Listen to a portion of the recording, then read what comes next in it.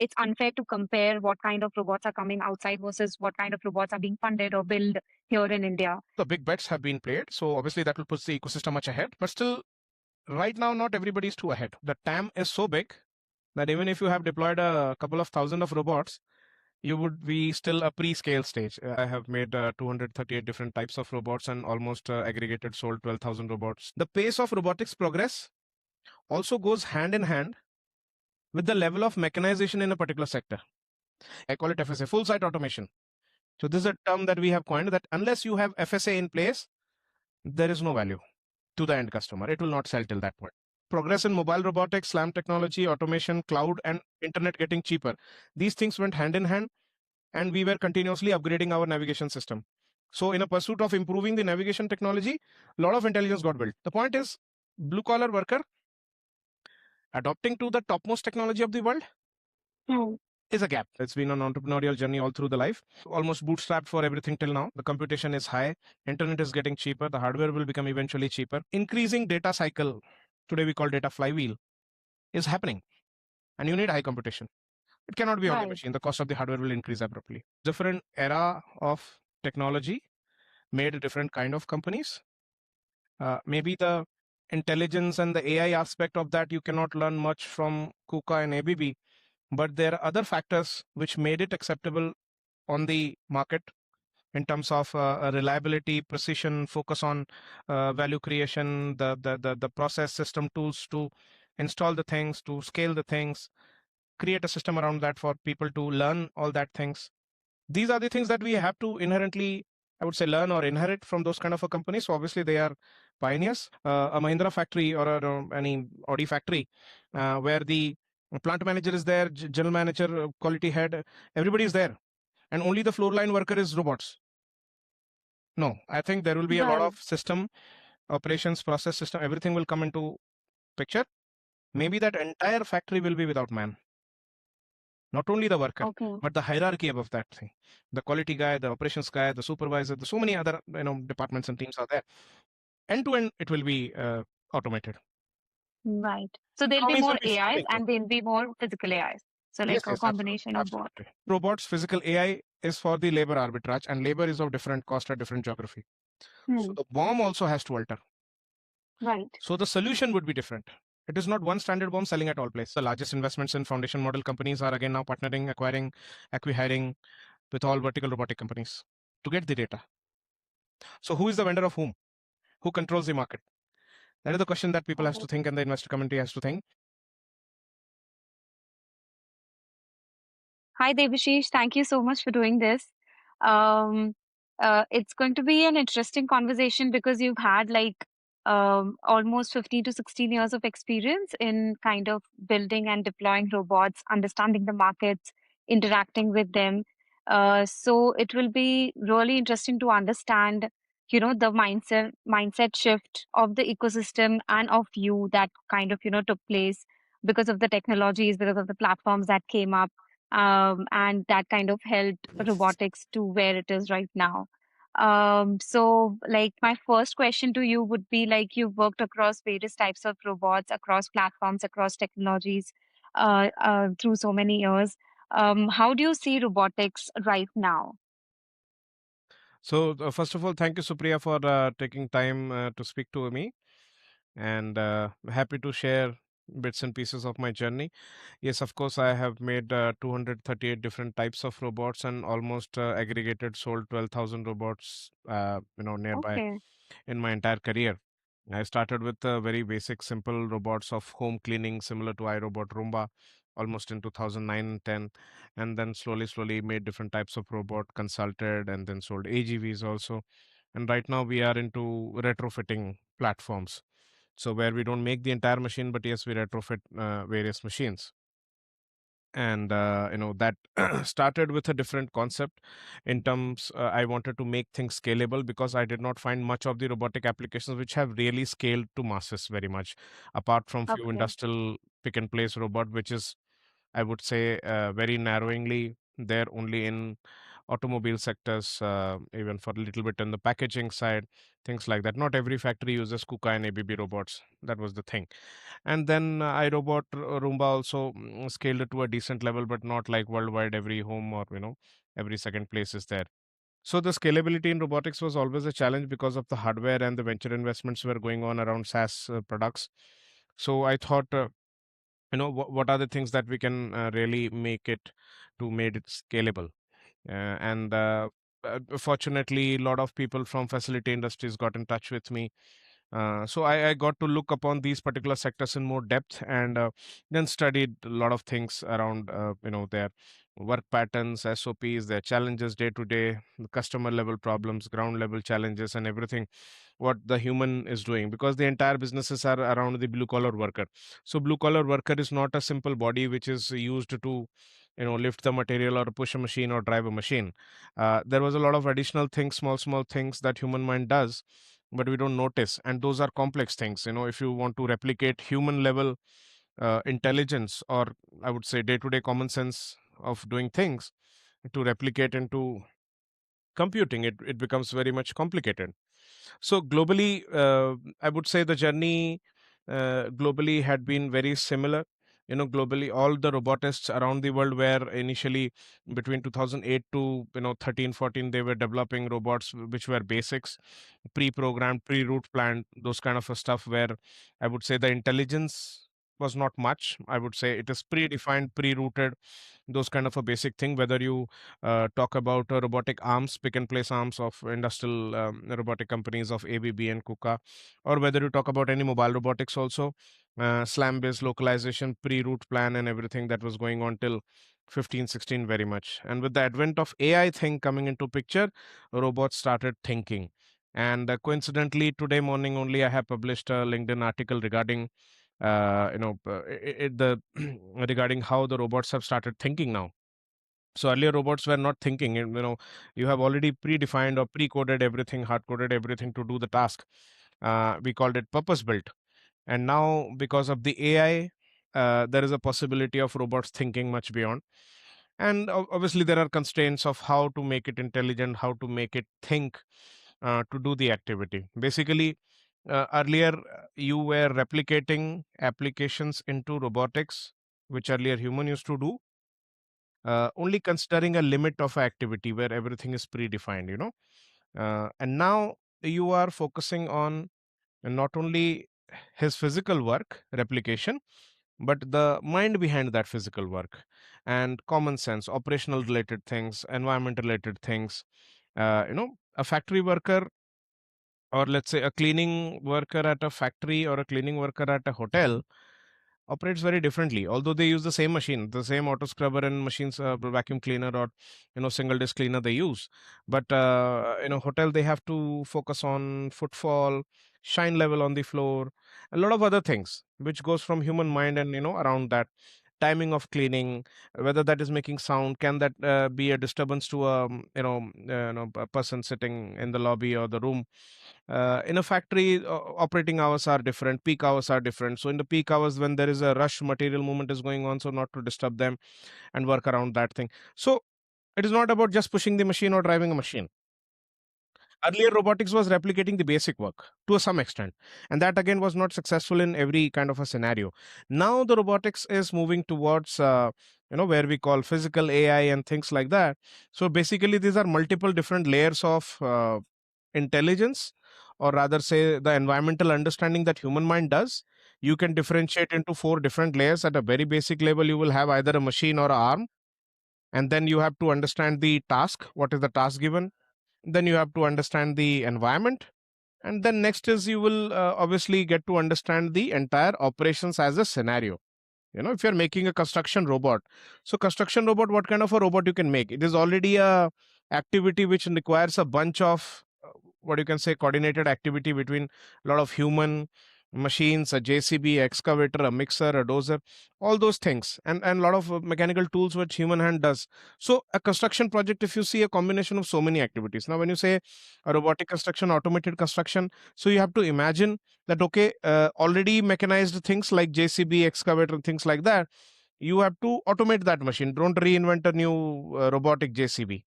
You have to make a intelligent that same machine, because there is no point in making that same machine again as a robotic version. You have to retrofit and convert. And then can you have a purpose built humanoid? Mark my words, purpose built humanoid, where the humanoid is explicitly made in terms of the features and everything, which will do the human activities using the tools what human used to do in the construction site, whichever is viable. And then can you have a bunch of custom made machines, some automation, that entire construction site, can you imagine, for one or two person there for support, and a bunch of different types of robot, purpose built, custom built, then you have retrofits, all that coordinating the activity. Now if you see each of them doing its own task, but it has to understand the environment. And then above that there is a operation layer that you have to understand the entire project. Like any human contractor goes to a site and he will see, is the land straight, flat, or there is a the levels are up and down. Do you need to put a lot of stones and other things into the dump to make it a level? How you will do the excavation? Are there big stones below? So this is called environment and operations, which we call operational intelligence or the data flywheel.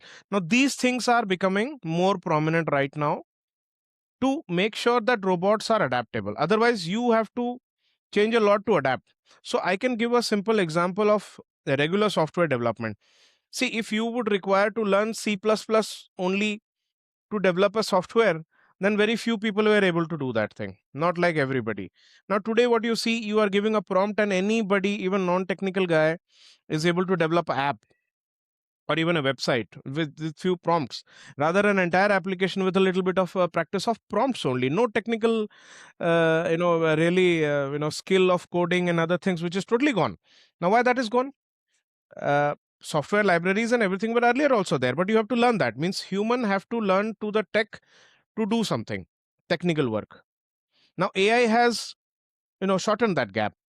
AI is able to understand your concept in simple language, and then understand a lot of things and develop the entire software project, from project manager to QC to testing. Everything is taken care by the AI right now.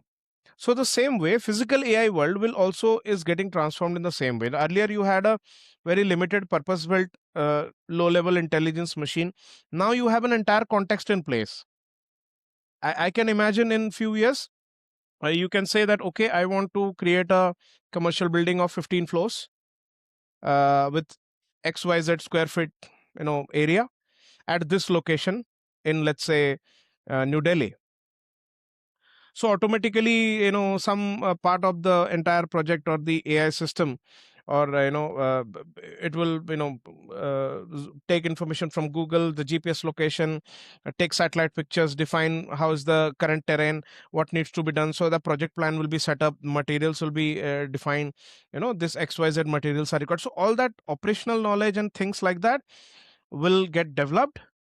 And because it is much more on a context level, I would say application level of the physical world, not a soft data of normal GPT. So those are the things that is getting on. The moment we are able to create the GPT of robotics, that time with prompts only, entire construction project may be defined, and that assumes certain type of robots, physical robots working, and all that embodiments, their libraries, their patterns, their working system, or what you can say, their turning radius to their mechanical derating, everything is taken care into this thing.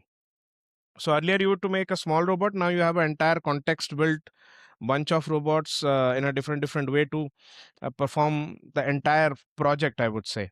So the intelligence is in four layer basically when everybody is talking about foundation layers right now. So the gap is between the basic robot pre-programmed to the entire project. So we call it, let's say at the bottom there is arm, then there is task, then there is environment, and then there is operations. So that's how it is getting transformed, and that's my view. And my journey of robotics, and globally every robotist journey more or less is same, because the ROS predominantly started around 2007 and 8, and then everybody started making SLAM based robots, and then eventually whatever is what you can say, the journey, it is common across all the tribes of robotics, that also I have mentioned in the article. So that's my overall view.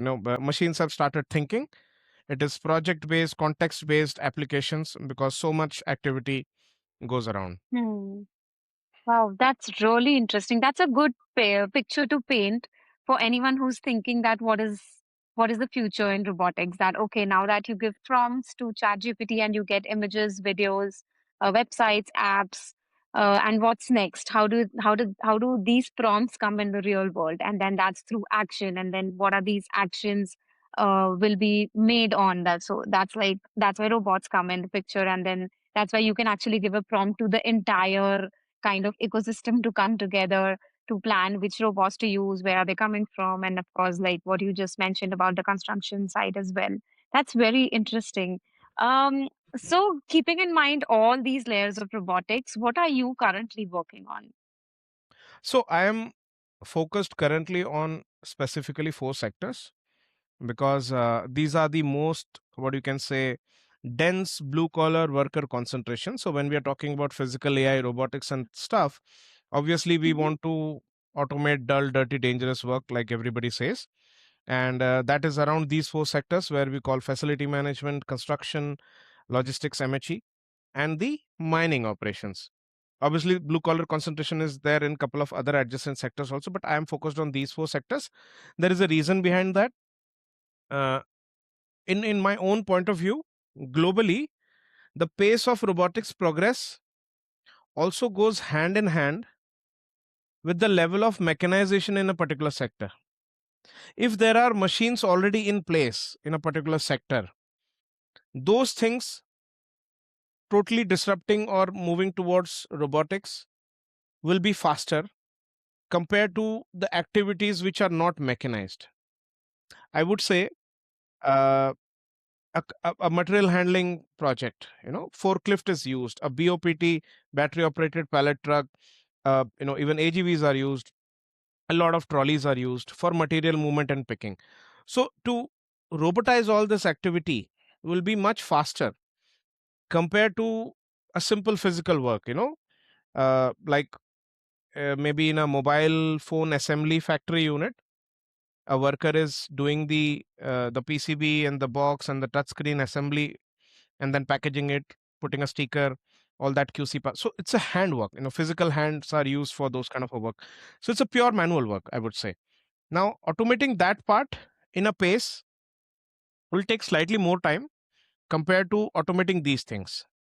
As we can already see, there are robotic forklifts available. There are AGVs there, which are much more intelligent. Entire orchestration, WMS, everything is there already. And these things are yet to be progressed. So, my focus is that maximum value I can create in these four sectors by delivering end to end automation. So, just for the explanation's sake, I'll take an analogy that today, if you see around globally in the investors ecosystem and anybody who is getting decent amount of success in AI based businesses, they would say, don't make AI based productivity tools, even for the B2B. Make the fully AI native solution company. For example, if you have a good tool around automating some legal stuff, so don't be a legal firm providing some tools to the existing legal firms.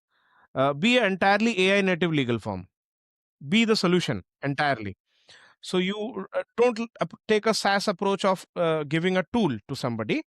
Uh, be a AI native organization and deliver certain things that will earn more money, more leverage, more retention, and more sustainability. So in the similar way, I'm seeing the same pattern because it is my own experience starting from last few years of deploying the first retrofitted robots for cleaning activities and material handling activities across factories of Siemens, Schneider, Bosch, Tata Motors, and these kind of places, even Amazon and DHL. I noticed that till the time you are automating in bits and pieces, nothing is happening. Nothing major change is happening on their side. People are happy to try out robots. People are happy to pilot. People are even paying, but they are not significantly reducing headcount, or they can openly say that okay, I have grown up my productivity to 50% more by taking these robots or things like that. So all these things made me to take up the entire work. So we started with retrofitting one of a kind of a cleaning machine, like a scrubbing machine, but then we extended to dry mopping, the vacuum cleaner, the sweeper, and right now we are providing end-to-end floor cleaning. And that made me look like an existing facility management company like JLL, Sodexo, and CBRE. So they are total human hierarchy delivering a cleaning SLA and in a certain ROI. Now we are a what you can say digital robotic facility management company which uses the robotic stack entirely, means the machines, retrofitted machines on the ground, and a big stack on the cloud side infrastructure that delivers the uptime guarantee, cleaning coverage, every SLA that is required to deliver end-to-end cleaning service in a factory, warehouse, or office. So what we become exactly? We become a physical AI native company. So we are not a tool to a FM company. Rather, it is a total disruption of the entire FM team's hierarchy. Like for example, in Siemens side, Sodexo has a ground, what you can say, ground blue collar cleaning staff, and then there is a supervisor, facility manager, then quality guy, operations guy. So much human hierarchy. Now, what do they do entirely? What that entire hierarchy is doing? Delivering cleaning services by coordinating the SOPs, dynamics, operations, everything. Now, all that is taken care into our system. So in our infrastructure, which is powering this retrofit and running the manual retrofitted machines, manual machines which are now retrofitted, running that and delivering cleaning stuff. So we have become physical AI native company that delivers end to end floor cleaning, and the same thing and the same patterns, the same industry parallels we have seen in construction, mining, and logistics as well. So we are creating operation engines. First operation engine is already made. It is delivering end-to-end floor cleaning services. Now the next operating engines that we are making, next three, is end-to-end construction service. So it will be operating engine that will deliver a construction service. So L&T construction, using a human hierarchy, contractors to workers to everything, project and project manager, all that hierarchy making a construction project now will be, I would say, disrupted to this entire physical AI native operating engine that will deliver a building, finally, a construction building. And similarly, for the logistics, it can operate an entire FC and DC fulfillment centers or a logistics center, logistics hub. And then similarly for a mining site, entire mining site will be automated. So SOP to every operational intelligence to everything, every context is mapped, or I would say systems have learned. It starts with the retrofitting, data compounds, and the system gets more and more intelligent, and then it delivers the output. So that's why I see a large scale disruption of these four sectors where I'm focused on delivering end to end value, not bits and pieces, which will not fly. And all the companies, those who are working in bits and pieces of just automating a excavator or just making a, I would say, haul truck automated, that thing will not fly much. People will be happy to do pilot, giving some early traction, but it will not create any real value unless you do FSA. I call it FSA, full site automation. So this is a term that we have coined, that unless you have FSA in place, there is no value to the end customer. It will not sell till that point. Right. So But that's my vision, and that's what I'm yeah, doing. right. So having said that, in that entire stack that you're creating from humans to now digital robotics, physical AI stack, I'm sure like the percentage of robotics right now is like really, really small. And you initially have to maybe say collaborate with other, like you said, individual machine builders, individual robot builders to, fit in those stacks because you can't really, or I don't know, it might be really, really hard to actually do it all by yourself. So, what is the percentage of robots that are there in each of these, four sectors that you said? And then how do you see the increase in the next 5 years?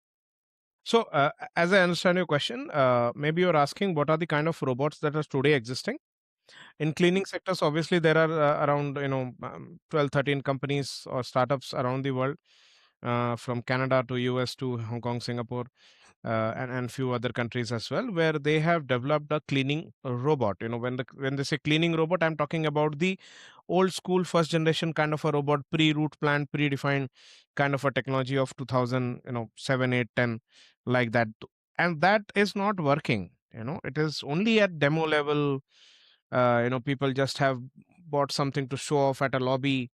uh, it hasn't actually gone through the value creation threshold.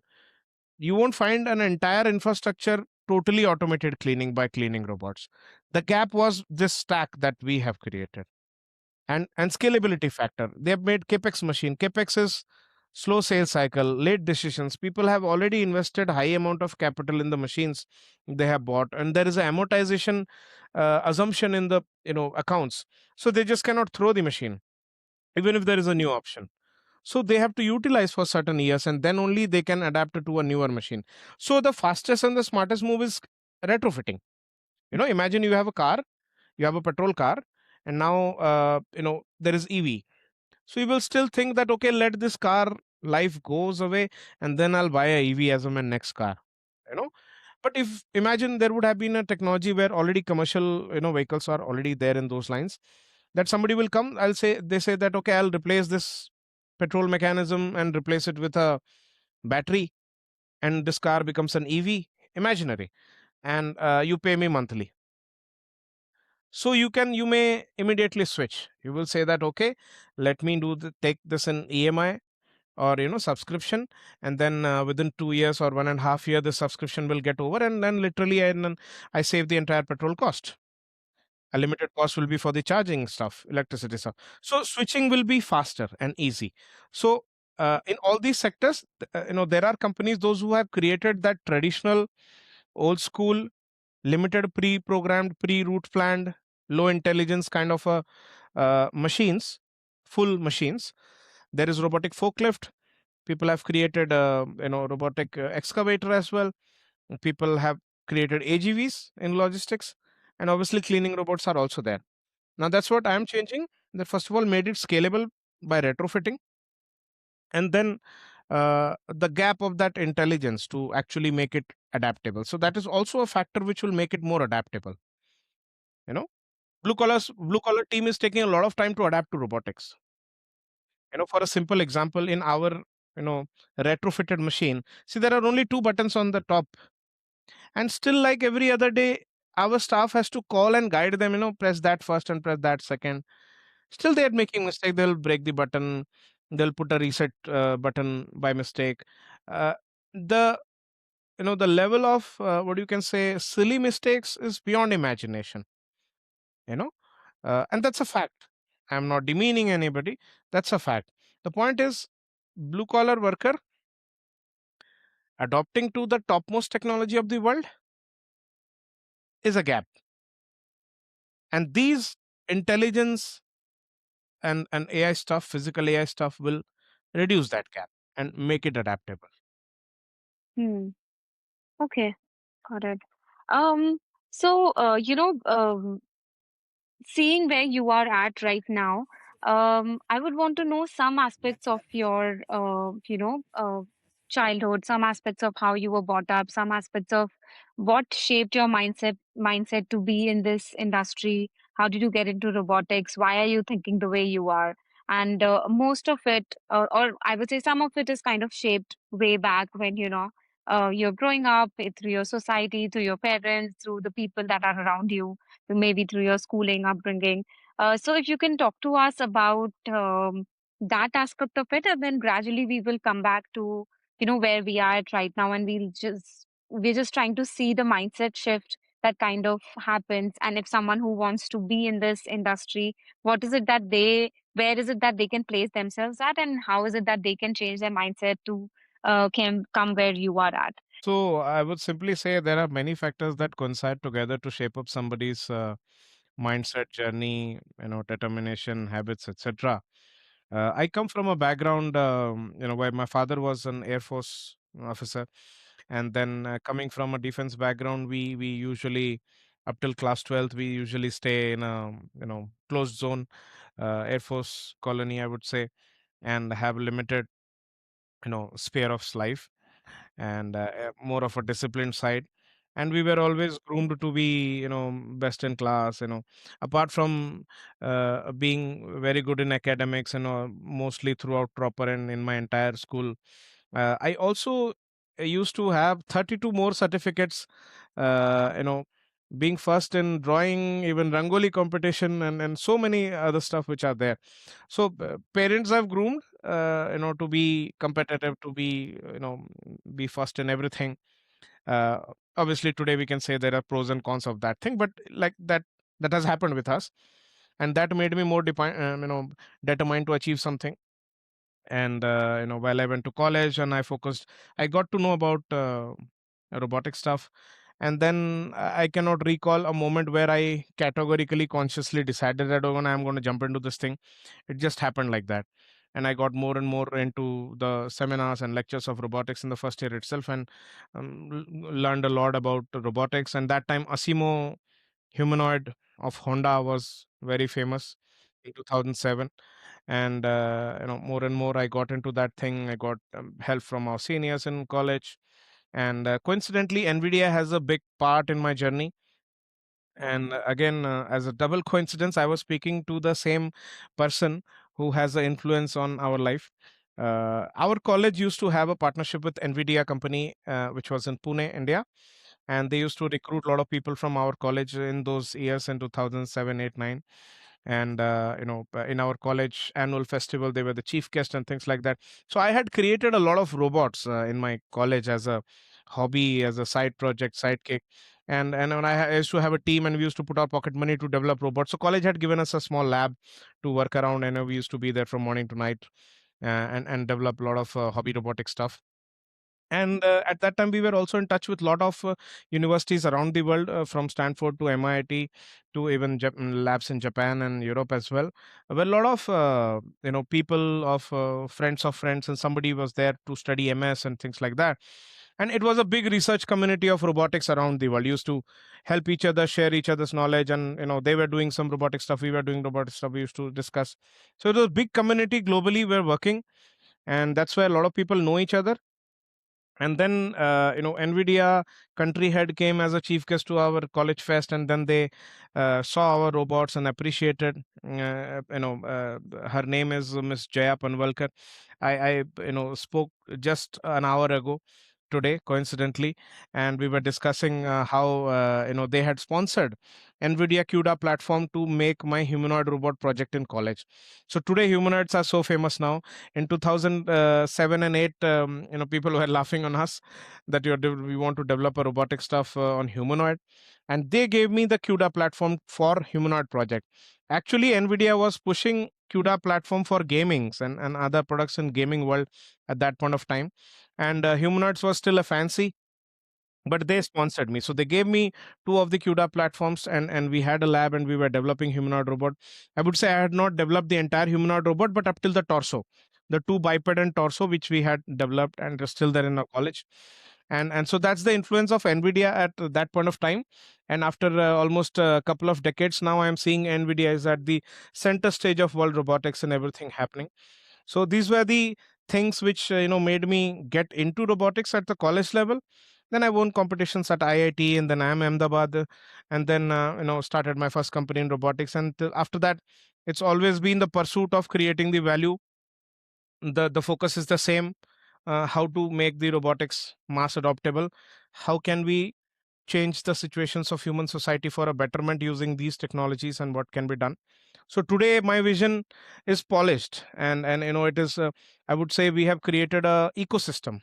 It is not simply a tech interest or a tech enthusiasm that, okay, because I know technology, I understand robotics, so I want to develop some robots. It's not like that.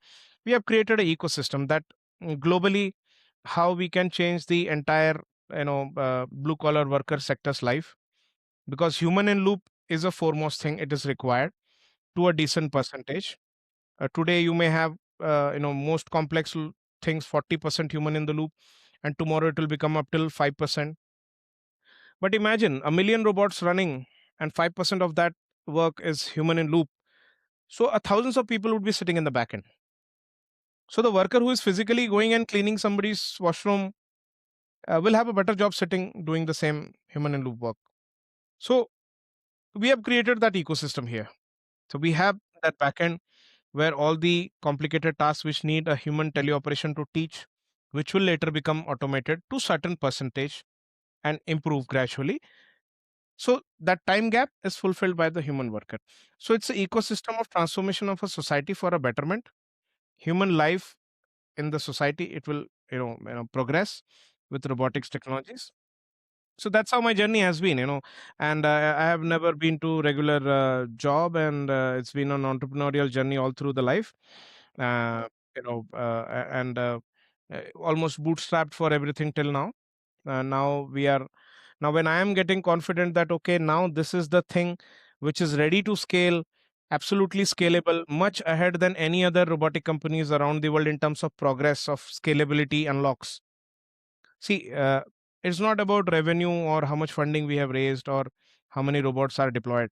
There are progress, or we can say scalability unlocks. That is the thing which stops or holds different company or kills different company. We have progressed in those factors. Got it. Okay. So like you said, like you've never been in a job. So right after college, you started your the company that you're working on right now? No, no. This is my third company. I started my first company, which was for a basic robot for household activities, and then Okay. continued my research. I carried on the team with me. At that time, there was no venture funding ecosystem in India. I'm talking about 2009 and 10. So whatever we could raise and we Okay. could develop as a company was few angel investors, local traders who invested, and then we progressed to a few level, sold 7 8,000 robots in 2 3 years at that point of time.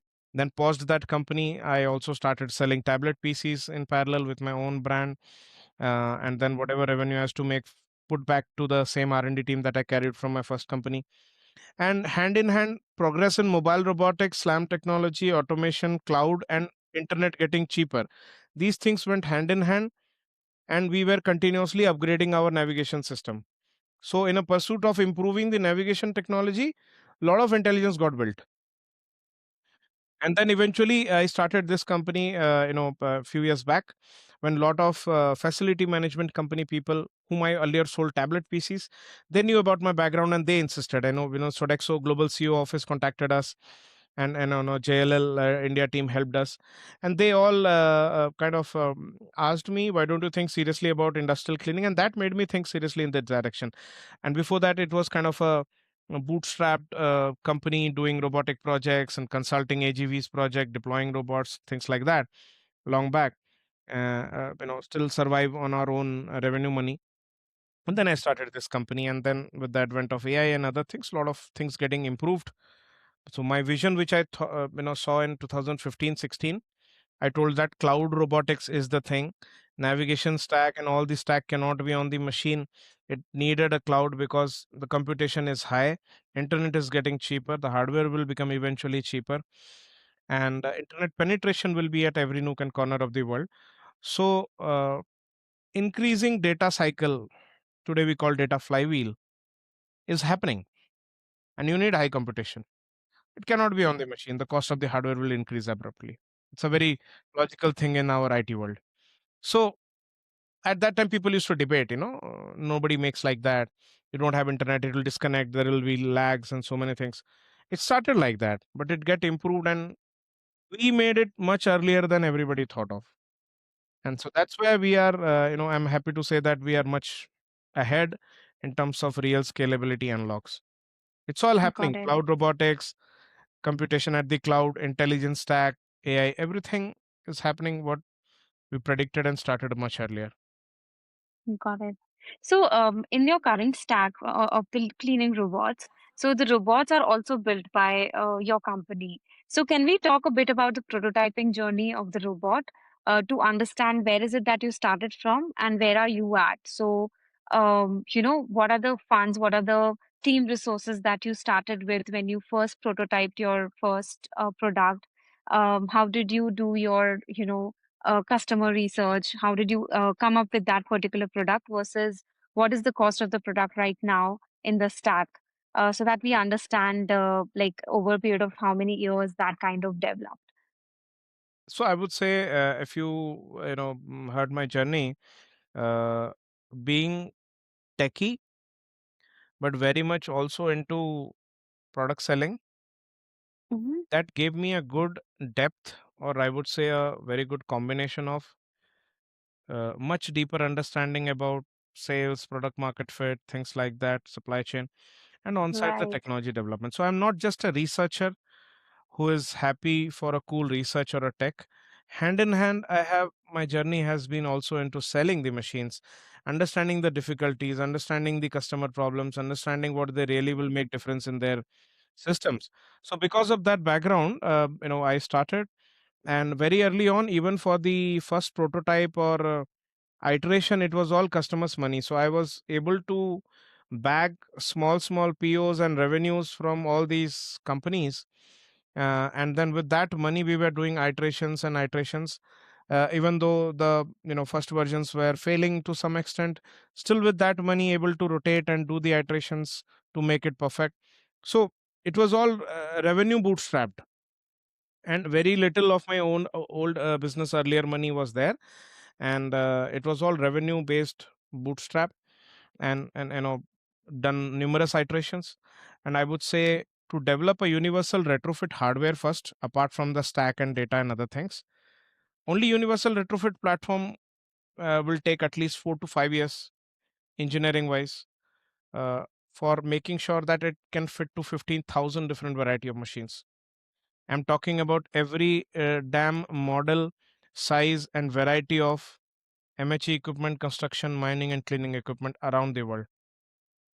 Average 45-50 OEMs are there in each of these four sector, 20 variants of machine, 15 to 16 models and sizes of machine.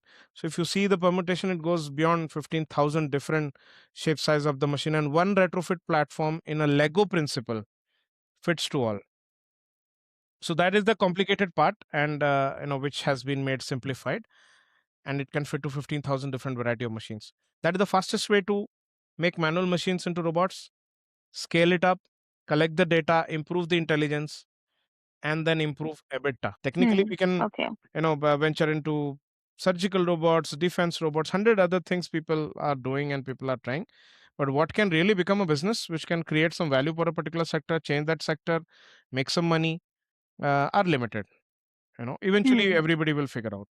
We are focused on these Got four it. sectors because we have figured out that these four sectors, how this works and what are the industry parallels in that thing. Yeah, fair enough. Yeah, got it. So, as a founder right now, as a robotics founder, what is your role in the company, versus what was your role in the company when you started the company? So, how has that shifted? So I would say, till you get into a basic level of scaling, Hmm. founder and founding team has every hat on their head. There is no deniability in that aspect. That obviously we shape the vision, we shape the technology drive, we shape the how to make it scalable, how to make it product market fit, getting the customer, getting the business rolling on, getting the supply chain, everything there. That is led by us. Everything is led by us as of date. Uh, I would say the TAM is so big that even if you have deployed a couple of thousand of robots, you would be still a pre-scale stage. I won't call it a scale, even if couple of thousands of robots are deployed, because the TAM size is so big. 15 crore machines are used every day. 15 crore, entire lifetime. If we are able to retrofit that and convert into robotics, that will be a big thing. So our focus is to scale at millions. We are not even thousands right now. So even if I reach couple of thousand, that would still considered as a pre-scale compared to the addressable market size which is there. So that's the reality, and until that stage, you have a lot of things on your hand. So we are overseeing everything, Hmm. obviously driving the core part, the tech part, and the market part, making it market fit, Hmm. making it market acceptable, unlocking the scale factors, Hmm. all that. Okay. So, what is the team size right now? We are around 48 people right now. Okay. And how is it like divided into technical So and basically, operations, and non-technical there part? is engineering, there is operations, and then there is I would say customer success and BD. Okay. Customer And success how and are they BD is today divided, kind small. of? It is around myself and couple of other people. Operations, I Hmm. would say, is 60%, which is Okay. there to manage the infrastructure. As I said, the entire stack and the infrastructure on the cloud to deliver automated cleaning end to end, Hmm. providing them reports, operational dashboard, predictive maintenance engine to make sure that the machines are up and running 99% of the day. SLA has to be delivered. So SLA delivery, Hmm. operational intelligence, data, and all that activity, there is a backend. So that is, I would say, Hmm. 60% or 70% of the team is of that is around tech and data and improving and operational excellence. Hmm. Got it. Okay. How much of the solutions that you're providing right now is in-house versus how much of it you work with other vendors? You mean to say the materials? Whatever it is across your See, we are a entire stack. thin hardware company. We are not actually a hardware heavy company, capex heavy company. We are a very thin edge hardware. With the hardware component is a very low, less than 10%. So entire company is actually a software company, I would say, the data intelligence company which is there. So the materials that we are buying is obviously electronic components are ideally originated from China. Wherever you buy, you have local distributors and suppliers who supply that. But yes, chips and other things are made in China originally, as like any other country. For the physical material, rest all that data and everything is all proprietary, made by us. We have filed patents. It is all developed by our team and myself. We are actually the only company who makes this kind of a stuff. A retrofit platform for 15,000 embodiments and a stack which works on that in a more scalable way. There is no other company who's doing this kind of a stuff actually. There are similar lines, even Bedrock or even Brain Corporation doing something similar, but if you go a little deeper, it is very different. Hmm. They Got make it. OEM fit, we Oh, make retrofit. There is a difference in that thing. oh, okay. Got it. Okay. So, given all the companies, robotic companies around the world, um, and all the robotic founders around the world, is there anyone specific that you kind of are interested in their journey or in their products or something that you find really commendable or some of your favorites around the world? So I would say because different era of technology made different kind of companies. Maybe the intelligence and the AI aspect of that you cannot learn much from KUKA and ABB, but there are other factors which made it acceptable on the market in terms of reliability, precision, focus on value creation, the process system tools to install the things, to scale the things, create a system around that for people to learn all that things. These are the things that we have to inherently, I would say, learn or inherit from those kind of a company. So obviously they are pioneers, much ahead. Universal Robotics, I would say a very daring venture. In the world when heavy robots were there for pick and place of a very high payload and high cost and heavy machine, then somebody tried to build a low cost, less payload capacity. They struggled throughout that, when they developed and how these machines got implemented. Even a lot of deployments happened in India. The country head used to be my friend, and I have seen the struggle of those machines in initial days in automobile factories of Bajaj and Mahindra here, and then what iterations they did, and then how then slowly got into education market, and then right now used for a lot of activities, and much more favorite of every robotic arm based intelligence company these days. Universal Robots is at the base of everybody. So obviously these companies are inspiration. I started with a home cleaning robot long back. The day I started that company, I did not knew about iRobot, coincidentally.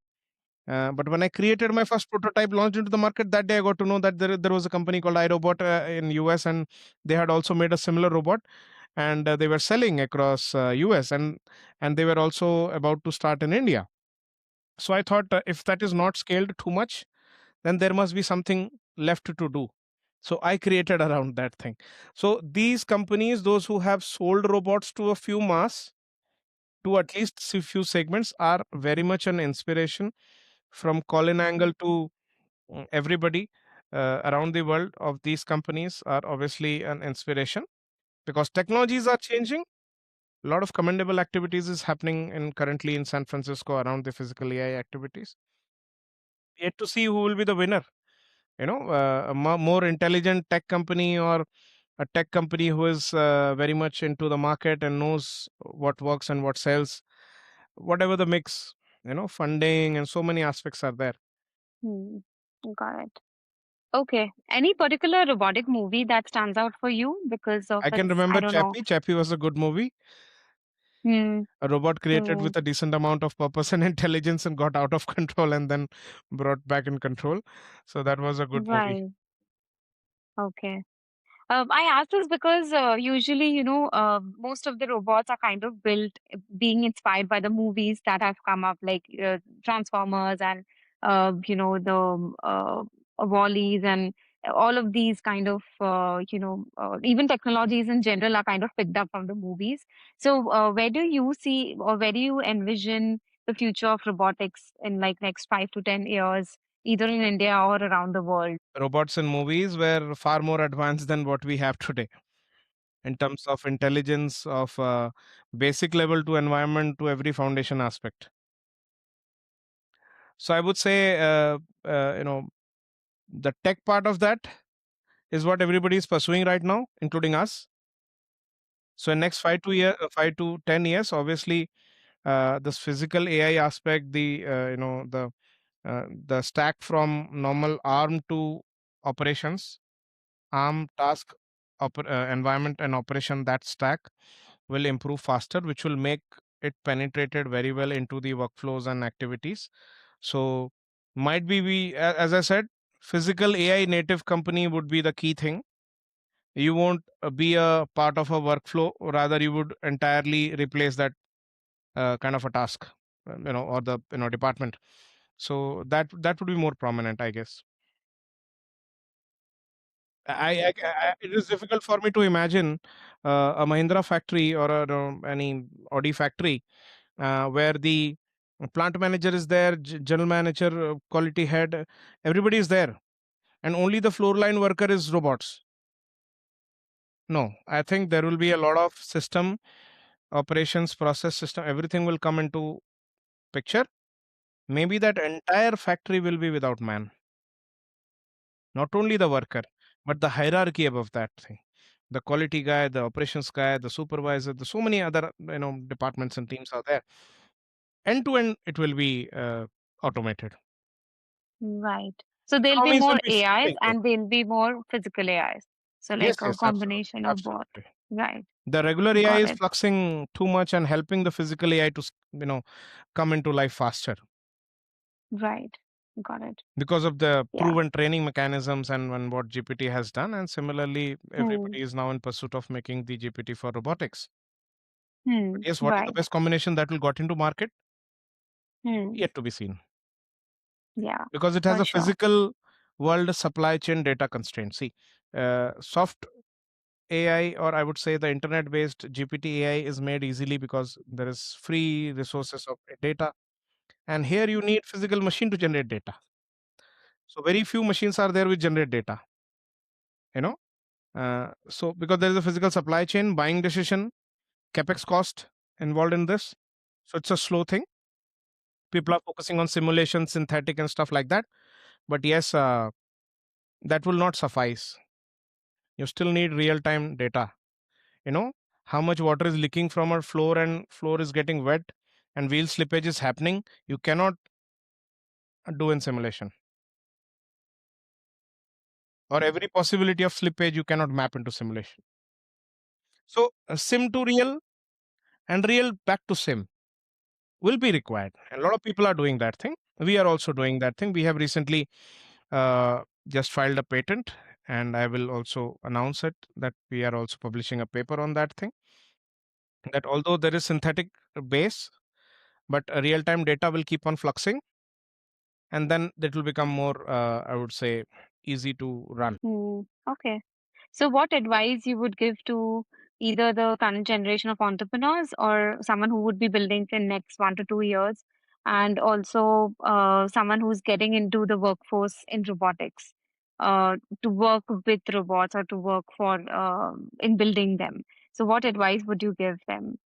See, historically, it has been always a trend that whichever the highest buzz stuff going on around the world, the education or the research community will, focus on that, and that's how it should be. Hmm. When I went into college, there was a lot of Java going on, so everybody learned Java, Android Java, and all that stuff.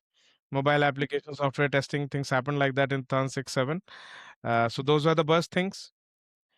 And right now, then a lot of AI and physical AI stuff is going on. So everybody has to, even the curriculums will get changed, and the courses are available everywhere. So by default, whether due to anybody's advice or not, people are going to use AI and physical AI, obviously, today and tomorrow.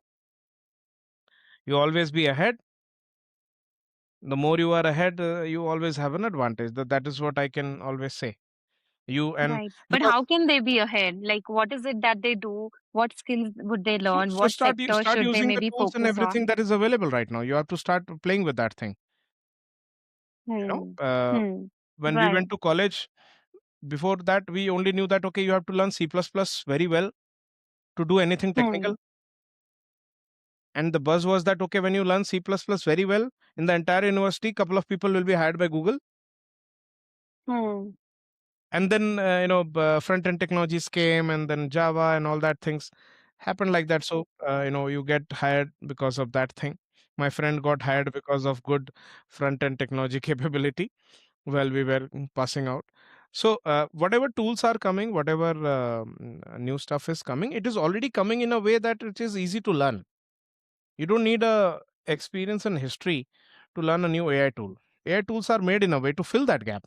You can simply start working on that thing. People are using Claude and GPT and Gemini and so much levels of personal productivity stuff.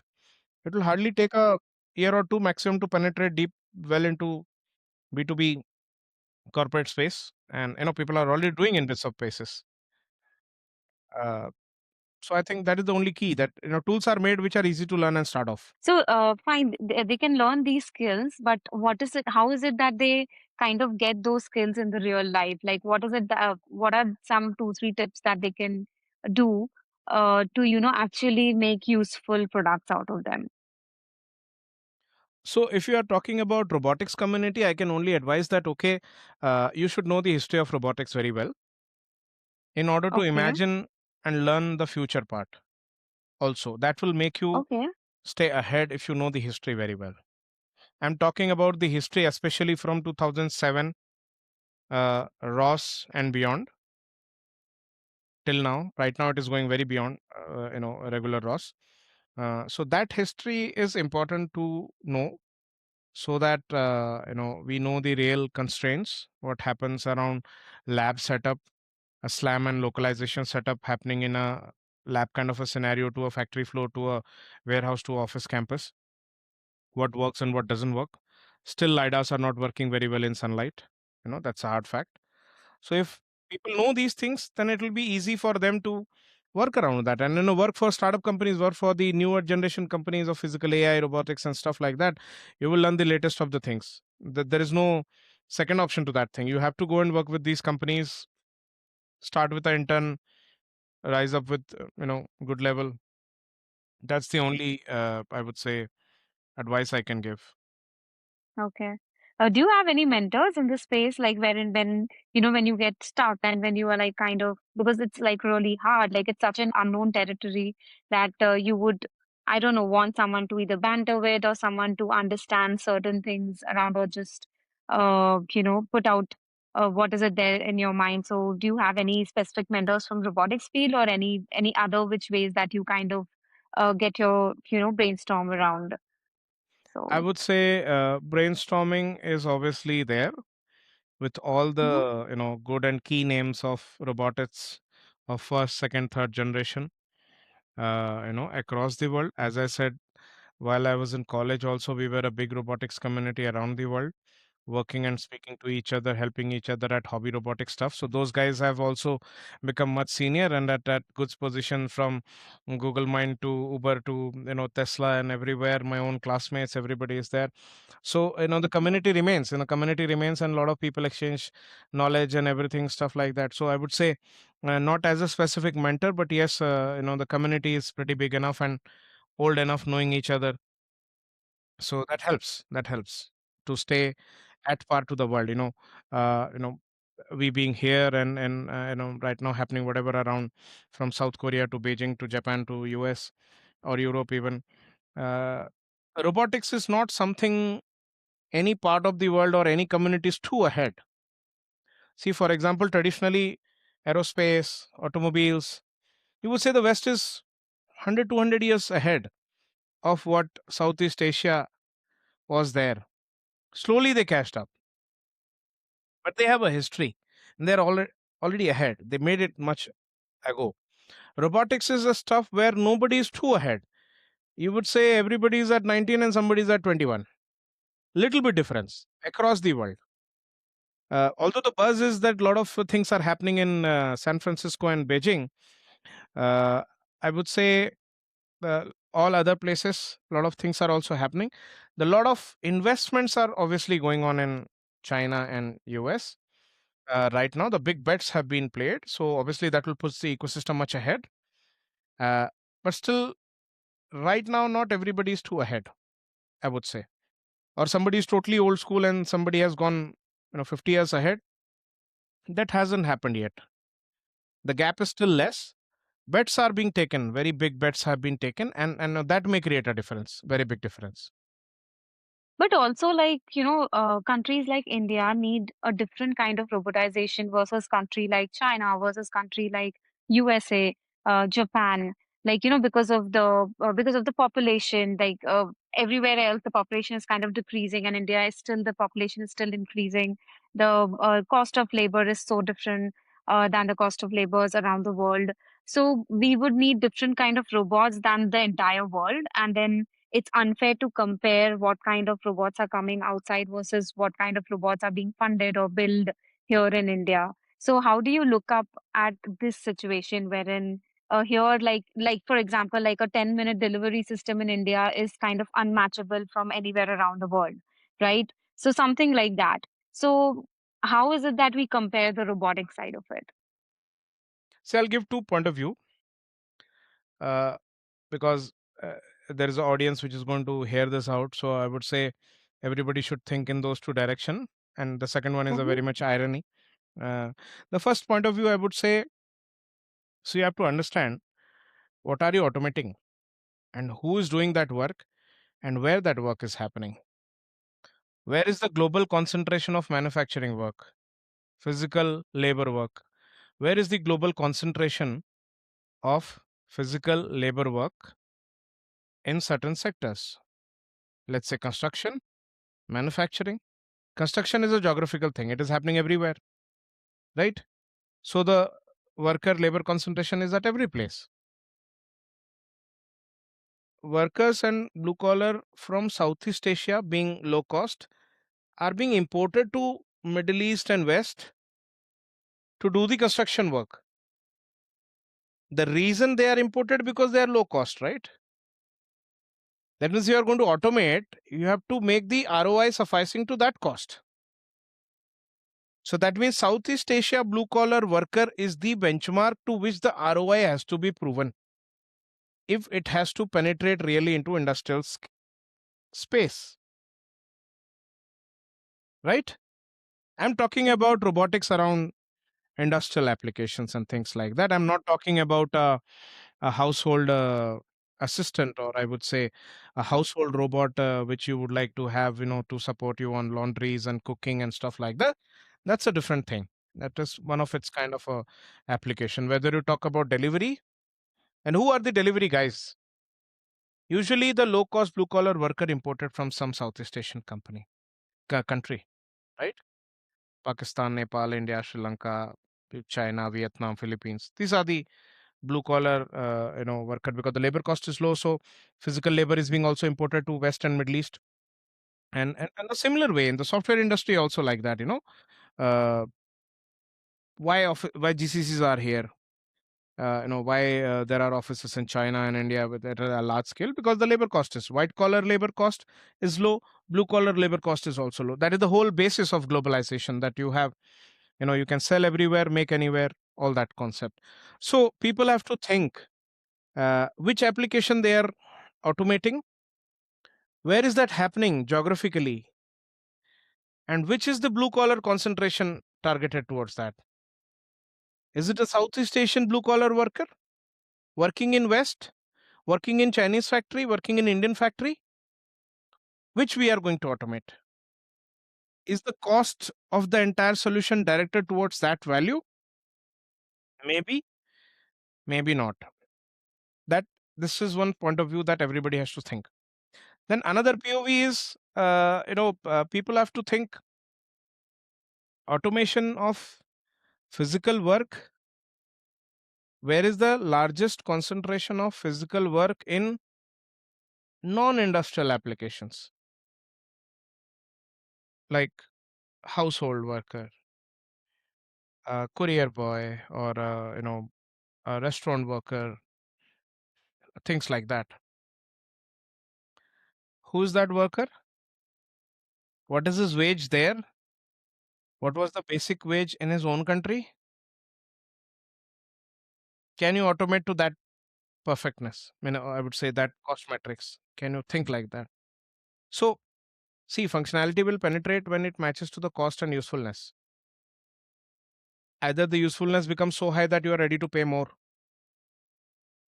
or the usefulness should become right apt that you are ready to pay the same thing what you were paying earlier.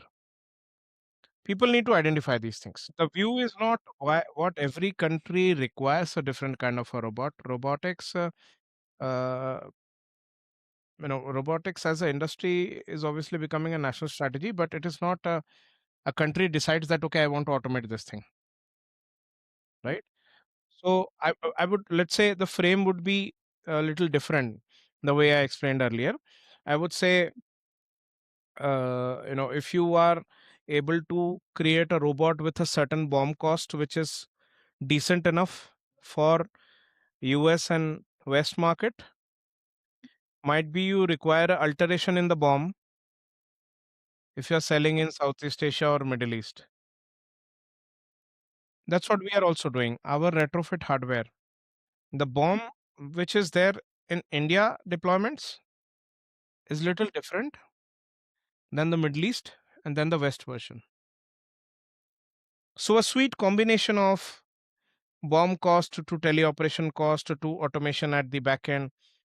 A good engineering mix has to be there to make sure you have decent ROI, decent profitability in different labor cost markets, because physical robots, physical AI is for the labor arbitrage, and labor is of different cost at different geography. So the BOM also has to alter. So the solution would be different. It is not one standard BOM selling at all place. That is there. Unless the lowest cost BOM is suitable for everybody. See, you cannot define in a way that, okay, India needs automation only in I would say blue collar worker sector in cleaning, or Middle East needs automation in construction. You can say because the activity is happening like that, but it is not planned like that.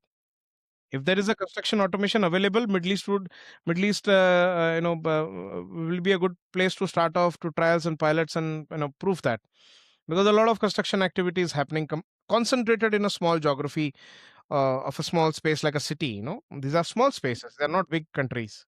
They're small spaces where, see, if you see Dubai or Riyadh and these places are small places like Bombay, Delhi, kind of a size of a places where there is a concentration of construction activity happening at a good pace.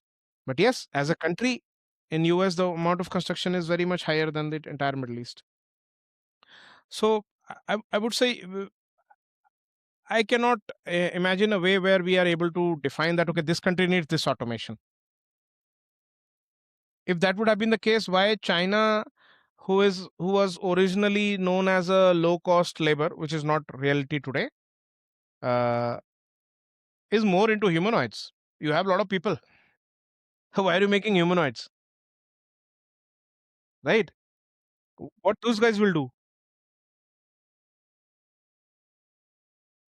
Or maybe they have a 20-year, 30-year kind of a horizon that, okay, the labor cost was low before 2010. And now that is also increasing. So China become a low cost, I would say, just assembly market to a decent cost quality market also. It's a manufacturing engine of the world. Cost of worker is not lower today. It is the skill, it is the ecosystem, it is the supply chain which has got the advantage. And maybe 30 years later, that would not be the same case. They would require humanoids and other robotic machines working around them, and these guys will be supervising, monitoring, stuff like that. So that's the vision. So today, if they start with humanoid, maybe after 15, 20 years, or maybe just 10 years, the things will be changed. The economies will be at different level. So they came from a small economy to a second largest economy right now. India, though being low, still it is third. Huh. Got it. Financial analysts should obviously think which sector robotics automation will turn around the economy. That is obviously there. Right. And by Hmm. that, they can define, okay, I need, no, we should focus on automating these industries, or robotics should be more in this on a pharma, or medical medicine, or construction. Or, we can define strategies like that, depending upon your GDP Hmm. and how things are working around your country. Got it. Hmm. Okay. Okay. Devish is like, of course, there's like a lot to unlock, but just maybe my last question to you would be like, so you do write a lot. You have like a lot of things going on in your mind, and you articulate it on multiple of your platforms. Is there anything final word that you would like to add in this space of robotics, robots, physical AI, that you think that should be known in this ecosystem? I would say different tribes of robotics are working around the world with different set of information. But yes, there is a common thing that is coming up very fast. Robotics has got a data issue. Vertical robotic companies are the ones which are going to lead the things. Platform robotic companies will also become part of vertical robotics, or themselves become vertical robotics very soon. The investment push is going to be hard, and it's in the same direction. And we all have to work towards scaling to mass adoption, considering labor arbitrage cost and everything that is required. And all my writings are around the same stuff, that lab level, simulation level is not going to work on the ground. It doesn't work. It hasn't worked ever. Uh, so a mix of sim to reality, reality back to sim is the way. Now everybody is coming towards that same direction. The largest investments in foundation model companies are again now partnering, acquiring, acquihiring with all vertical robotic companies to get the data. So who is the vendor of whom? Who controls the market? That is the question that people has to think, and the investor community has to think, that who will be the market leader, who will be the sole, I would say, category leader or controller of the markets. What kind of companies? Those who have either of them, a vertical or a platform, or both. So that need to be well thought of. We are fortunately at precise center point of that thing, and that's an advantage that I'm boasting about ourselves very openly. And yes, time will show what we can do. I'm sure your hard work and your efforts since like so many years being in this field, being patient about the technology to evolve, about the market to evolve, it takes a lot of guts to actually continue with your research, continue with your with the manpower, with the talent you have acquired. Even them being patient with you with the market and everything parallelly working around. So thank you so much for doing the Debashis. I'm definitely rooting for you and looking forward to, seeing where your systems and your stacks kind of take the company and you. And definitely looking forward to sit again with you and see where are your other, 10,000s of robots being deployed and the systems being deployed and what happens then. So all the best for your journey and I'll see you around. Thank you so much, Supriya.